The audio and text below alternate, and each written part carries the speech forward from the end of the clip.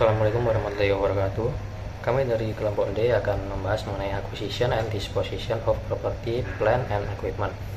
Sebelum kami membahas lebih dalam, izinkan kami memperkenalkan diri terlebih dahulu. Kelompok kami terdiri dari saya sendiri, Dimas Dianugroho dengan NPM Akhir 232, dan ada Lirik Kartikawati dengan NPM Akhir 053, Stefani Rachel Kusuma dengan NPM Akhir 295, Maureen Alvia Azhara dengan NPM Akhir 314, dan Najwa Aryati Purdi dengan NPM Akhir 392. Untuk table of contentnya di sini terdiri atas property, plant, and equipment. Kedua ada borrowing cost during construction. Kedua valuation of property, plant, and equipment. 4 ada cost subsequent and acquisition. Dan yang terakhir disposition of property, plant, and equipment. Yang pertama sini saya akan membahas mengenai plant, property, and equipment. Pengertiannya yaitu atau bisa kita sebut dengan aset tetap adalah aset yang berwujud, biasanya digunakan untuk operasi sebuah perusahaan dan memiliki umur manfaat lebih dari satu periode. Selanjutnya untuk karakteristiknya, yang pertama diperoleh untuk digunakan dalam operasi. Aset ini digunakan untuk produksi, penyediaan barang jasa, disewakan kepada pihak lain, atau untuk tujuan administratif. Yang kedua bersifat jangka panjang dan biasanya disusutkan. Aset ini diharapkan dapat memberikan manfaat lebih dari satu periode akuntansi. Biasanya dialokasikan ke periode mendatang melalui penyusutan. Dan yang terakhir adalah memiliki substansi fisik, merupakan aset berwujud yang secara fisik dapat terlihat, berbeda dengan aset tidak berwujud seperti paten atau hak cipta. Selanjutnya ada akuisisi dan dasar penilaian awal. Perusahaan mengakui plant, property, and equipment sebagai aset ketika biaya bisa diukur secara andal dan dapat memberikan manfaat ekonomi di masa depan. Perusahaan menggunakan biaya storage sebagai dasar penilaian PPE. Biaya storage mencakup harga kas atau setara kas untuk memperoleh aset, hingga aset tersebut berada dalam lokasi dan kondisi yang siap digunakan.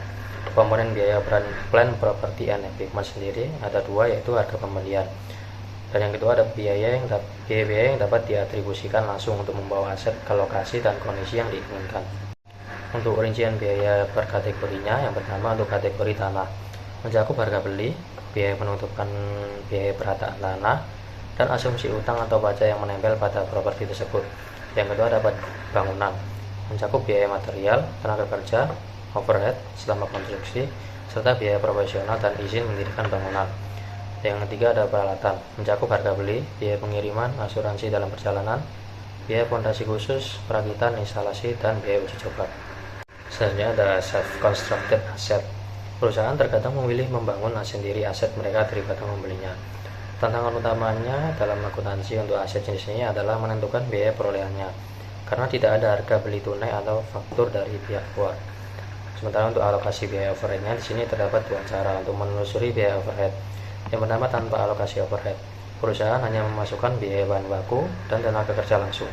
Pendekatan ini jarang digunakan karena tidak mencerminkan biaya produksi yang sebenarnya.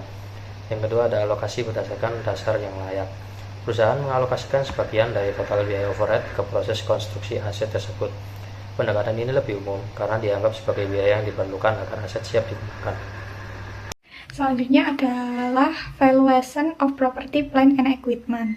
Nah, pada valuasi aset tetap atau PPE, prinsip dasarnya cukup sederhana, yaitu aset tetap harus ditata berdasarkan nilai wajar, baik itu dari nilai apa yang kita berikan atau nilai aset yang kita terima. Mana yang buktinya lebih jelas terlihat. Nah, untuk terkait diskon tunai, perlu diingat bahwa aset harus dicatat pada harga neto atau harga setelah diskon. Jika kita gagal mengambil diskon tersebut, maka jumlah diskon yang hilang tidak boleh menambah nilai aset, melainkan diakui sebagai beban bunga atau kerugian. Selanjutnya, bagaimana jika pembelian dilakukan melalui skema khusus? Pertama, untuk kontrak pembayaran tangguhan jangka panjang, nilai aset ditentukan dari nilai sekarang atau present value. Jika suku bunga tidak tertera di kontrak, kita wajib menggunakan suku bunga pasar sebagai acuan. Nah, yang kedua, pada pembelian lump sum, di mana kita membeli beberapa aset sekaligus dengan satu harga total. Kita harus mengalokasikan biaya tersebut berdasarkan nilai wajar relatif dari masing-masing aset pada saat pembelian. Nah, untuk yang ketiga, jika kita melakukan penerbitan saham untuk mendapatkan aset, prioritasnya penilaiannya adalah menggunakan nilai wajar saham jika aktif diperdagangkan. Namun, jika saham tidak jelas, barulah kita menggunakan nilai wajar yang asetnya diterima. Nah, untuk bagian yang paling krusial adalah pertukaran aset non-moneter. Di sini kita harus melihat apakah ada substansi komersial Jika ada, maka seluruh keuntungan atau kerugian langsung diakui. Namun, jika tanpa substansi komersial, kerugian tetap wajib diakui segera.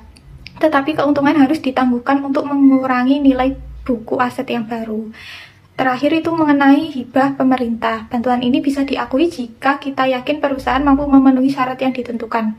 Ada dua metode pencatatan yang bisa digunakan. Yang pertama itu pendapatan ditangguhkan, di mana hibah dicatat sebagai kewajiban dan diakui sebagai pendapatan secara bertahap. Nah, yang kedua itu pengurangan biaya atau capital approach, di mana nilai hibah langsung mengurangi harga perolehan aset tetap tersebut di neraca. Baik, pada slide ini tuh menjelaskan tentang biaya pinjaman selama pembangunan aset biasanya tuh dimasukkan ke nilai aset, bukan langsung jadi beban. Jadi soalnya asetnya tuh belum dipakai dan belum menghasilkan, jadi masih dianggap bagian dari investasi. Tujuannya itu supaya nilai aset mencerminkan total biaya yang benar-benar dikeluarkan. Tapi nggak semua aset itu bisa nggak semua aset itu bisa, hanya yang butuh waktu lama seperti gedung atau proyek besar. Baik, pada slide berikutnya itu menjelaskan tentang berapa biaya yang bisa dikapitalisasi. Jadi dimulai saat pembangunan berjalan dan ada biaya pinjaman, lalu berhenti saat aset itu hampir atau sudah siap dipakai. Untuk jumlahnya tergantung pada sumber dana. Kalau pinjaman khusus pakai bunga yang sebenarnya, kalau dana umum biasanya tuh pakai rata-rata biaya pinjaman. Intinya hanya biaya yang benar-benar terjadi itu yang dimasukkan. Selanjutnya ada cost subsequent to acquisition. Ini merupakan pengeluaran yang dilakukan perusahaan untuk aset tetap setelah pembelian awal yang bertujuan meningkatkan masa manfaat, kapasitas, atau kualitas. Biaya ini dapat dikapitalisasi atau menambah nilai aset atau dibebankan langsung tergantung apakah biaya tersebut memberikan manfaat ekonomis di masa depan. Selanjutnya kita membahas klasifikasi dan juga pengakuannya dalam akuntansi terkait dengan cost subsequent to acquisition. Yang pertama ada addition atau penambahan. Di sini merupakan biaya untuk penambahan fisik pada aset yang sudah ada, seperti menambah ruangan baru pada bangunan dan harus dikapitalisasi. Kedua ada improvement dan replacement, di mana improvement ini mengganti aset yang ada dengan aset yang lebih baru atau yang lebih baik. Misalnya mengganti lantai kayu dengan beton. Kedua ada yang namanya penggantian atau replacement, merupakan mengganti aset yang ada dengan aset yang serupa. Nah, kemudian untuk pelakuan akuntansinya adalah perusahaan harus menghapus nilai buku, biaya asli, dan akumulasi pengusutan dari bagian aset yang lama, lalu mengakui keuntungan atau kerugian, serta mengkapitalisasi biaya perbaikan atau penggantian yang baru. Selanjutnya ada rearrangement and organization, merupakan biaya yang dikeluarkan untuk memindahkan atau mengatur ulang posisi aset agar lebih efisien. Berdasarkan IFRS, biaya ini tidak dikapitalisasi, melainkan langsung dibebankan sebagai biaya pada periode yang terjadi. Terakhir ada repairs atau perbaikan. Ini dibagi menjadi dua repairs, yaitu ordinary repairs dan juga major repairs. Ordinary repairs merupakan dilakukan untuk menjaga aset tetap dalam kondisi operasional normal, misalnya penggantian oli ataupun pengisian berkala. Selanjutnya ada major repairs, yaitu menghapus nilai bagian yang lama serta mengkapitalisasi biaya perbaikan besar tersebut.